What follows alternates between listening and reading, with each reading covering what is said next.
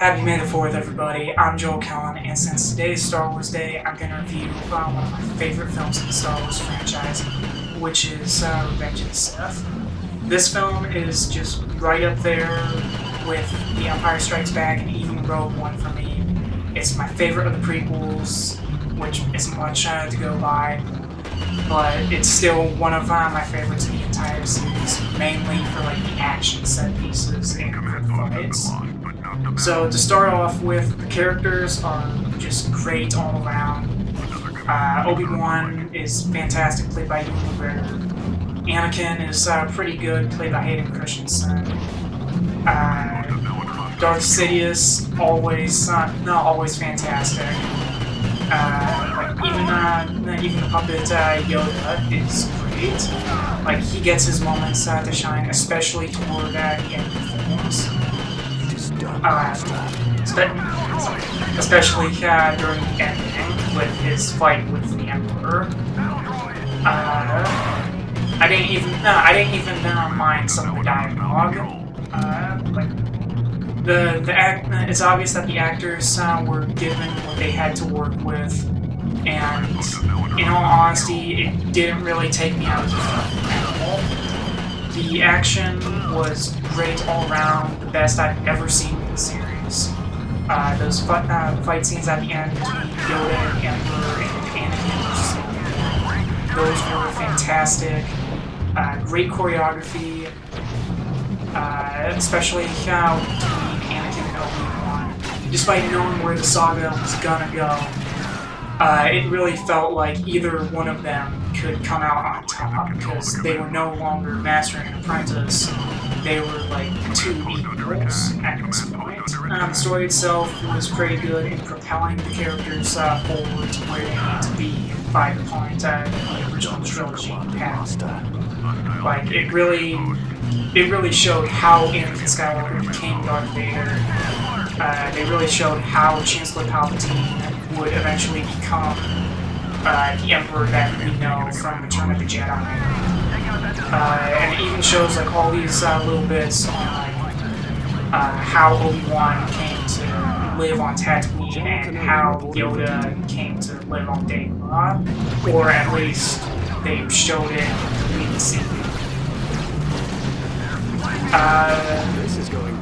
Even the background characters were actually pretty cool. Like Mace Windu, he did a pretty good job, but he was played by Samuel Jackson, so I wouldn't expect anything less.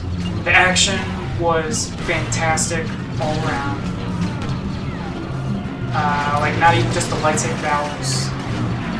The space battles were great, especially the opening where they're flying above Coruscant trying to rescue the Chancellor. All those different battles they showed during the Clone Wars, like on Magneto and Felucia, and even Kashyyyk. Those were fantastic. Like even when they just show the planets just for like a few seconds, it was still great just to show all these different locations. The sequence with Order 66 is still one of the greatest moments, in my opinion, from the series, where it really cements like Darth Sidious's rule over the galaxy. My only real nitpick with it was during the March on the Jedi Temple and Anakin, now Darth Vader, goes into the council chamber and is about to kill the humans. My only complaint about that is that they didn't actually show it happen. That's kind of because I'm more of a fan of horror movies and all that. To me, I just think it would have been a little bit cool if they actually showed him killing the humans. And that's why at the end of Rogue One, during that scene where Darth Vader is just massacring those rebels, that's one of my favorite scenes in the entire saga. But that's just me. My only other complaint with the film is that they didn't exactly explain everything that happened.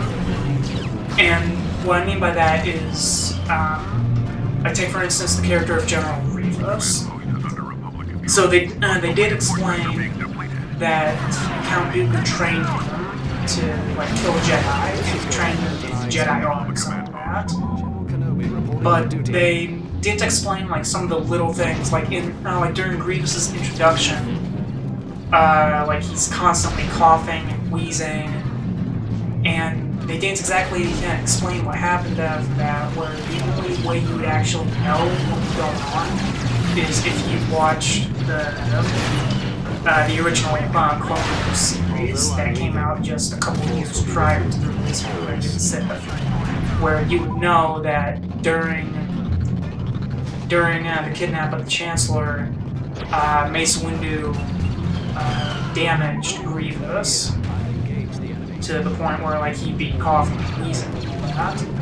And speaking of the kidnapping of the Chancellor, the Clone Wars TV show also actually shows how they did that, but for the movie they just jumped right into Anakin and Obi-Wan's rescue of him. But those are just little nitpicks. And I guess another example would be that once they do rescue the Chancellor and they return to Coruscant, Anakin and Obi-Wan are talking about all those times that Anakin saved him, and Obi-Wan just throws out, that thing on Cato Nemoidia doesn't count. And it's just meant as a throwaway line, but people don't actually know like what exactly happened on Cato Nemoidia, where you'd have to read the expanded universe book Labyrinth of Evil to know what happened there. But those are all just nitpicks, I know. But I mean, to be fair, we give the sequel trilogy a lot of flack for not explaining anything, such as the Sith Order or the Red Stormtroopers, and all that. And if we're gonna get mad at Disney for doing that, then I think it should be fair that we do go after the prequel trilogy for basically doing the same things. I mean, not nearly as much as Disney and Lucasfilm did now, but they still did it. But despite all that, Revenge of the Sith is still one of my favorite Star Wars films of all time. My ranking is constantly changing between putting it above The Empire Strikes Back or below it. Since today was May the 4th, I thought that I might as well cover at least one of the Star Wars films, and I decided to go with this one because I had already reviewed The Empire Strikes Back in a previous video. But those were just my thoughts of the film. What do you guys think? Did you like it? Did you hate it? Where do you place Revenge of the Sith on your ranking? If you liked the video, just let me know down in the comments, and remember, the Force will be with you, always.